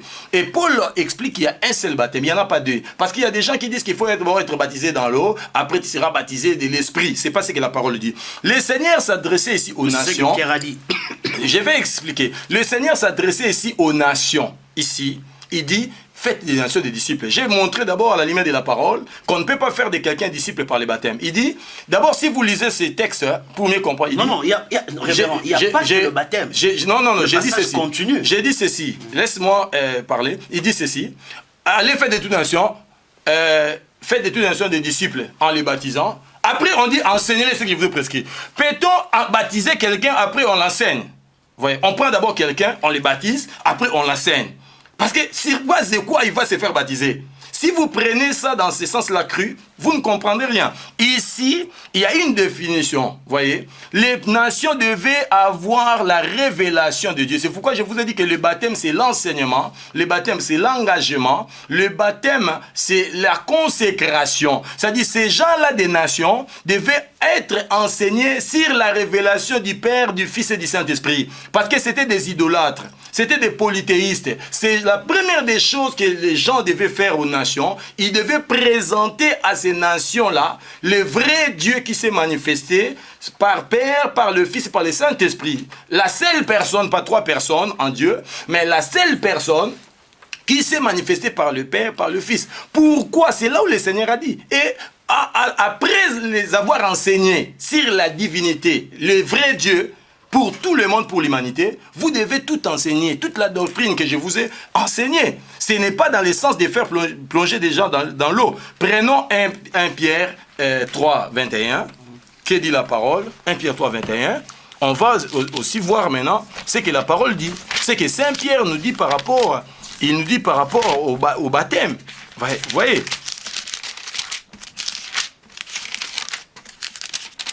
« 1 Pierre chapitre 3 verset 21 » La parole dit ceci. Je peux lire au nom du Seigneur Jésus. Vous êtes prêts? On peut lire, hein? Oh, lisez. Je lis à partir du verset 18. Dans 1 Pierre chapitre 3, verset 21, la Bible dit, Christ a aussi souffert, et c'est une fois pour toutes, pour le péché. Lui, le juste, il a souffert pour des injustes. Afin de vous conduire à Dieu, il a souffert une mort humaine. Mais il a été rendu à la vie par l'Esprit. C'est alors aussi qu'il est allé faire une proclamation aux esprits en prison. C'est là même qu'il avait été rebelle. Autrefois, lors de la patience de Dieu s'est prolongée à l'époque de Noé, pendant la construction de l'arche. Un petit nombre de personnes, à savoir 8, sont entrées dans ces bateaux et ont été sauvées à travers l'eau. C'est une figure, nous aussi maintenant. Nous sommes sauvés par un baptême qui ne consiste pas dans la purification d'une impureté physique, mais dans l'engagement d'une bonne conscience envers Dieu. Il nous sauve à travers la résurrection de Jésus-Christ, Amen, qui est monté au ciel, a reçu la mission des anges, des autorités, des puissances et se trouve à la droite du Père. Pierre explique bien qu'il nous a sauvés par les baptêmes. C'est-à-dire, Pierre nous montre que le baptême sauve. Or, le baptême ne sauve pas. Mais si quelqu'un est baptisé de l'Esprit, il est sauvé. Ici, il nous parle de la révélation, de la typologie. Il nous dit ceci, Christ a souffert une fois pour toutes. Lui, juste pour les injustes. Il est mort quant à la chair, mais quant à l'esprit, il était vivant. Puis c'est quant à la chair, le Seigneur Jésus n'était pas mort, c'est le temple qui a été détruit. Parce que lui-même a dit, dans 3 jours, je détruirai ce temple. Il parlait du temple de son corps. Mais quant à l'esprit, il était vivant parce qu'il était parti prêcher aux esprits qui étaient en captivité. Ceux qui étaient restés incrédules l'autre fois, au jour de Noé, lors du déluge. Et Pierre, il continue, dit ceci. Et la pluie du déluge de Noé, c'était une figure du baptême qui nous sauve maintenant. Ces baptêmes qui nous sauvent maintenant, ce n'est pas le baptême d'eau. Il dit ceci, les baptêmes, c'est un engagement d'une conscience envers Dieu. C'est pourquoi je vous ai dit, de par définition, par la racine grecque du mot baptême, c'est bapto. dans sa racine grecque, c'est bapto, qui veut dire engager, appel à l'engagement. Et Pierre confirme cette racine grecque en disant ici, le baptême, c'est un engagement d'une conscience pure, mais qui n'est pas la purification de la sueur de la chair. Ce n'est pas l'eau que nous recevons. Voilà le Pierre dont vous venez de citer le nom dans Actes chapitre 2, qui nous écrit maintenant. Il faut savoir, non, il ne se contredit pas. Je vous ai dit que la loi a existé jusqu'à la destruction du temple de Jérusalem. Ceux qui vivaient, ceux qui lisent la parole prophétique, ils savent que le temps de grâce a commencé quand le temple a été détruit. Dieu a coupé. Dieu ne traite jamais avec Israël sans le temple. Voilà pourquoi il y a maintenant le mur de lamentation. Ils sont là, ils pleurent. Ils veulent que Dieu fasse quoi? Reconstruise le temple avec eux, pour qu'ils commencent encore à traiter avec les Juifs comme autrefois. Mais quand le temple a été détruit, Dieu a commencé à ouvrir maintenant une porte pour les nations. Mais il y a une question qui me revient un peu. Mais vous comprenez d'abord ici, d'abord Pierre. Mais je vais d'abord terminer cette pensée. Pierre dit que les déluges du Noé, c'était une figure du baptême. 8 personnes furent sauvées. Si nous lisons dans la parole, nous voyons la prophétie, nous allons voir quoi? Que les gens qui étaient sauvés lors du déluge de Noé, c'était des gens qui ne s'étaient pas mouillés, des gens qui n'étaient pas dans l'eau. Ils étaient dans les bateaux, qui étaient épargnés quand ils ont reçu l'appel. Ils se sont engagés au message de Noé. Quand ils ont reçu le message, ils se sont engagés, ils sont entrés dans les bateaux et ils sont sauvés sans être mouillés. Il y a encore dans 1 Corinthiens chapitre 10, et qui Paul dit ceci, il dit, vous savez, nos pères ont été baptisés sous la nuée. Avec Moïse. Ils avaient été baptisés avec Moïse par la traversée de la mer Rouge. Ces gens-là, on peut lire ça rapidement. 1 Corinthiens chapitre 10, parce qu'il s'agit de la parole. En tout cas, merci à nos auditeurs pour leur patience. 1 Corinthiens chapitre 10. Écoutez ce qu'il dit ceci. Il dit au verset 1. Frères et sœurs, je ne veux pas que vous ignoriez que nos ancêtres ont tous été sous la nuée, qu'ils ont tous passé à travers la mer. Ils ont tous été baptisés en Moïse. Lui, il dit, quand ils ont traversé la mer, c'était les baptêmes en Moïse. C'est-à-dire, Jean-Baptiste, ce n'est pas lui qui a commencé. Mais ici, on nous montre Pierre, apôtre Paul, qui était un apôtre, un architecte de la doctrine, qui a reçu la révélation des Saintes Écritures. Il nous explique ici que les jours où les enfants d'Israël ont traversé la mer Rouge, c'était leur baptême. Ils avaient été baptisés en Moïse, dans la nuée et dans la mer. Ils ont tous mangé la même nourriture spirituelle. Donc vous allez voir que tous ces gens-là, qui étaient baptisés dans la mer, ils n'étaient pas mouillés. Les gens qui sont morts, qui étaient mouillés, c'était les Égyptiens. Mais Jean-Baptiste, quand il est venu, il a prêché le baptême, qui est quelque chose déjà de longtemps. Nous tendons vers la fin. Il y a une question qui nous vient encore ici. Donc le baptême, c'est pas pour les lavements des suies. Jean a baptisé du baptême de repentance. Oui. Mais la question est de savoir, les disciples de Jésus aussi ont baptisé. Mais oui! Ils baptisaient de quel baptême? Si vous lisez la parole, alors la question est claire. Si vous lisez dans Jean 3, vous allez voir. Si vous lisez, Jésus lui-même n'a baptisé personne. La Bible dit que ce sont ses disciples qui baptisaient. Ouais. Et la question qu'il faut poser, quand le Seigneur, Jésus a dit, vous baptiserez au nom du Père, au nom de qui Jean baptisait-il? Jean-Baptiste baptisé au nom de qui? La première question, si vous répondez à cette question, cela vous permettrait de comprendre qu'est-ce qui s'est passé avec les disciples des gens dans leur baptême. Je m'explique. Répondez aux questions parce que ceux qui nous suivent donnent leurs questions. C'est pourquoi je réponds. Non, je réponds directement. Mais je réponds comme apôtre, je réponds avec des réflexions pour faire réfléchir les gens. Ils ne peuvent pas croire seulement comme ça. Non. Jean-Baptiste d'abord, si vous parlez de Jésus, je vous ai dit, il y a des ministères. Il y a le ministère des gens. Et il y a celui de Jésus. Jean a dit dans son ministère, le ministère de Jésus, la dispensation de la grâce, a commencé quand la grâce a commencé. Jésus est né homme sous la loi. C'est-à-dire Jean exerçait sous la loi et Jésus et ses disciples étaient sous la loi. C'est sous la loi, en se conformant à la loi que Jésus s'était fait baptiser, en se conformant à la loi que Jésus avait fêté toutes les fêtes selon la loi, en se conformant à la loi que Jésus fêter les sabbats, respecter toutes les nuances de la loi de Moïse. Ses disciples étaient aussi sous la loi. Parce que Jean-Baptiste a prêché la foi en Jésus. On a démontré ça dans Actes chapitre 19. Il disait aux gens de croire en celui qui devait venir en Jésus-Christ. Si Jean pouvait utiliser un nom sur lesquels s'appuyer pour son baptême, il devait utiliser le nom de Jésus. Parce qu'il a prêché la foi en Jésus. Il ne peut pas prêcher. J'ai entendu quelqu'un dire non, Jean lui a baptisé les gens au nom de l'Éternel. Il s'est appuyé où? Parce qu'il a prêché la foi en Jésus. Les disciples de Jésus étaient, la plupart des disciples de Jésus étaient d'abord des disciples de Jean. Il faut savoir qu'ils ont suivi Jésus le jour où Jean leur a présenté le Seigneur disant l'agneau de Dieu qui ôte le péché du monde. Et puis deux, Jésus ne pouvait rien faire qui pouvait contredire la loi parce que Jean était un prophète. Jésus c'était un prophète. Ils ont baptisé les gens selon le baptême de la loi qui était le baptême des gens. Ils ne pouvaient pas baptiser le baptême de Jésus. D'ailleurs, dans Matthieu chapitre 28, quand le Seigneur a dit « Allez faire de toutes les nations des disciples, ainsi de suite », il dit « Ne sortez pas, attendez. Attendez d'abord de recevoir le Saint-Esprit, c'est alors que vous irez. » Après avoir enseigné à ses disciples, il dit « Attendez d'abord, vous recevez le Saint-Esprit. » On a vu des gens être baptisés dans l'eau. C'est pourquoi je vous ai parlé de l'eunuque éthiopien qui venait adorer à Jérusalem. Et Philippe n'a pas prêché le baptême d'eau. C'est d'abord Énique qui a demandé l'eau. Qui a demandé, voici l'eau, est-ce que quelque chose m'empêche? Mais ça ce ne sera pas la question si c'est lui qui a demandé ou personne d'autre. Mais je vous ai demandé. Les mêmes Paul, maintenant, la question Paul aussi s'est fait, il a baptisé des gens. Mais j'ai expliqué ça. Quand vous retournez à ça, je réponds, vous dites que non, on tourne. Non, mais c'est ce que je suis en train de... On ne fait pas des sur place. Parce que quand vous appuyez dans Matthieu chapitre 28 pour dire que non, Révérend, je ne m'appuie pas. Je vous présente des questions, à ceux qui nous suivent. À ceux qui disent que dans Matthieu chapitre 28, on dit allez faire des disciples en les baptisant. Jésus a dit ça à tout le monde. Est-ce que tout le monde baptise? Même dans l'eau là, on a fait de l'extrémisme. Pourquoi on ne laisse pas les fidèles des églises baptiser les autres? Est-ce qu'on a donné des conditions à quelqu'un qui va baptiser l'autre dans l'eau?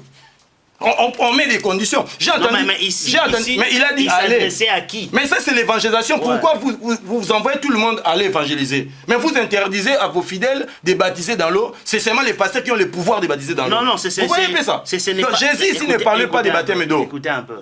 Pour qu'une personne soit à mesure. Je vous fais réfléchir, je n'ai pas le droit de vous poser des questions. Je ne suis pas un pro-baptême ou un anti-baptême. Ma mission ici, je sais. de recevoir. Mais je vous fais réfléchir parce que moi, je n'ai pas le droit. Je n'ai pas autorité, je n'ai pas mandat à vous poser des questions. C'est pourquoi je vous dis, je vous fais réfléchir, l'expression que j'ai dit souvent. C'est moi qui pose des questions. Mais je vous fais réfléchir. Et nos auditeurs qui nous suivent aussi. Mais pourquoi ces gens-là qui prêchent le baptême d'immersion, les baptêmes d'aspersion, ils disent que non, évangéliser c'est tout le monde. Quand il s'agit de l'évangélisation, ils s'appuient sur Matthieu 28. Mais pourquoi eux-mêmes, ils ont ce pouvoir-là de baptiser les gens dans l'eau? Pourquoi ils ne laissent pas aux fidèles de baptiser? Ils créent une certaine chose de canevas pour dire que non, lui n'est pas apte. Non. Mais quand le Seigneur a parlé, il n'a pas donné de conditions. Vous allez voir que le Seigneur n'a pas parlé des baptêmes d'eau. Les païens avaient besoin de connaître d'abord le vrai Dieu. Paul dit que le Seigneur m'a envoyé pour annoncer l'évangile, c'est-à-dire pour enseigner les gens. Et Jésus ne peut pas nous renvoyer encore dans l'eau, dans les baptêmes des gens. Et on a expliqué au travers de la parole. Saint Pierre dit que, Saint Pierre dans la maison des Corneilles, qu'est-ce qu'il a dit? Les Corneilles avaient reçu le Saint-Esprit. Mais Pierre va venir avec de l'eau, il dit, je vous baptise dans l'eau. Pourquoi? Mais lui-même qui a baptisé dans l'eau, il va maintenant écrire ici dans 1 Pierre 3, 21. Ah bien, les baptêmes, il dit ceci, les baptêmes, c'est pas pour la purification des sueurs de la chair, comme la loi. On sous-entend qu'il avait fait une erreur. Là. Non, on sous-entend quoi? Que les disciples, quand les temples n'étaient pas encore détruits, la dispensation des nations n'avait pas encore commencé, les disciples, la loi et la grâce ont coexisté, c'est ce que j'ai expliqué. Non, mais quand vous dites ça, oui, je comprends très bien. Quand vous dites ça, ça insinue, c'est comme si... Mais vous n'avez pas vu ça dans la parole. Non, Pierre a dit que les baptêmes, c'est pas l'eau. Suivez-moi un peu. Quand vous dites ça, c'est comme si à un certain moment donné, et quand le temple a été détruit, automatiquement, tous les disciples ont reçu, je ne sais pas, comme... Non, les fondements étaient posés par Pierre, par Paul. Non, mais par rapport à ce que vous êtes en train de dire, moi je vous suis très bien. Quand vous dites par exemple que non, à cette époque-là, c'est quand le temple a été détruit. C'est comme si quand le temple a été détruit... Les gens par rapport à la parole pour montrer que les temps des nations ont commencé quand les temples étaient détruits. Je me suis appuyé Jean-Baptiste. Cette erreur-là, appelons ça comme ça, a continué jusqu'à ce qu'ils se sont rendus compte que c'était une erreur. Je vous ai dit, même quand le Seigneur est mort, il y a eu les ténèbres et la lumière qui ont existé. C'est ça que je suis en train de dire. Vous voyez, il faut pas me mettre à la place de Dieu. Je vous dis, j'explique ce qui est écrit dans la parole. La grâce et la loi ont coexisté. Et on a démontré ça dans la Bible, même dans Actes chapitre 15. On a imposé aux Juifs, on a dit pour les Juifs qui ont reçu l'évangile, ils peuvent continuer à vivre sous la loi. On a montré ça dans la parole. Mais pour les nouveaux convertis qui viennent, en tout cas, révérend, il y a tellement de choses à dire tout autour du baptême. Ceux qui nous suivent, vraiment, nous vous remercions. conversion au nom de Jésus. Et ça ne sera pas la toute première et la toute dernière. On aura de thèmes assez... des débats assez houleux où nous parlerons de certaines choses qui concernent la doctrine. Il est important que l'Église du Seigneur, que chacun se tire une opinion et savoir assumer ce qui est dans la parole du Seigneur. Donc, aujourd'hui, nous allons essayer de parler du baptême. Les questions ne sont pas finies. Nous vous laissons à vous, chers frères et sœurs, qui avaient l'habitude de nous suivre sur www.remaweb.com, adressez-nous vos questions. Nous allons faire parvenir vos questions auprès de l'apôtre Achille. Adressez-nous vos questions. Le numéro s'affiche déjà sur vos petits écrans, sur vos ordinateurs. Vous aurez le numéro qui défile. Si vous avez des questions, vous avez des histoires qui vous troublent, qui vous aimeriez un peu connaître davantage. Je vous ai dit tout au début, ces choses, les questions, nous les posons. C'est lui a la responsabilité en tant qu'apôtre de pouvoir nous expliquer par la parole du Seigneur. Envoyez-nous vos questions par notre email qui défile là sur vos petits écrans. Envoyez-nous vos questions et nous aurons à faire encore une autre émission si possible. Nous recevrons aussi de nos bien-aimés qui sont pro-baptême, qui vont aussi pouvoir nous expliquer avec des arguments possibles que le baptême d'eau est encore d'actualité. Nous avons reçu les révérends à apôtre Achille. Et l'apôtre Achille nous a parlé du baptême en grosso modo, que le baptême d'eau n'a plus sa raison d'être en ce qui concerne le temps de l'Église. Chers frères et sœurs, faites parvenir vos questions. Nous en avons besoin. Un mot de la fin, révérend. Que dites-vous par rapport à... Nous sommes arrivés à la fin. Et un mot de la fin. Le mot de la fin, par rapport d'abord à ce que nous venons de dire, je crois que le baptême d'eau est biblique, mais il ne me concerne pas. Ces baptêmes concernent Israël. Et pour nous, l'Église, il y a le baptême de l'Esprit. Et pour les méchants, il y a le baptême de feu. C'est pour Jean-Baptiste a parlé sur le baptême de feu. La paille qui sera coupée et jetée dans le feu, il faisait allusion au baptême de feu, qui est les jugements et châtiments éternels. C'est la parole, j'ai pas beaucoup de choses à dire là-dessus. S'il y a des questions, il y a des suggestions, il y a des gens qui posent des questions, on est là, on est prêt à répondre à toutes les questions. S'il y a des gens qui veulent aussi, des serviteurs, qui veulent aussi partager avec nous, qui ont d'autres opinions par rapport à ces points, par rapport au baptême d'eau, on peut aussi débattre en famille, c'est la parole de Dieu. Je ne m'approprie pas... j'ai pas l'apanage de tout connaître la parole, mais ce que j'ai dit, je m'appuie sur la parole. S'il y a des gens qui veulent aussi partager la parole, on peut le faire, il n'y a pas de problème. Mais je vais dire au peuple de Dieu qui nous suivent en cet instant, que chaque fois que vous vous plongez dans l'eau, vous vous lavez, vous vous nettoyez des souillures de la chair.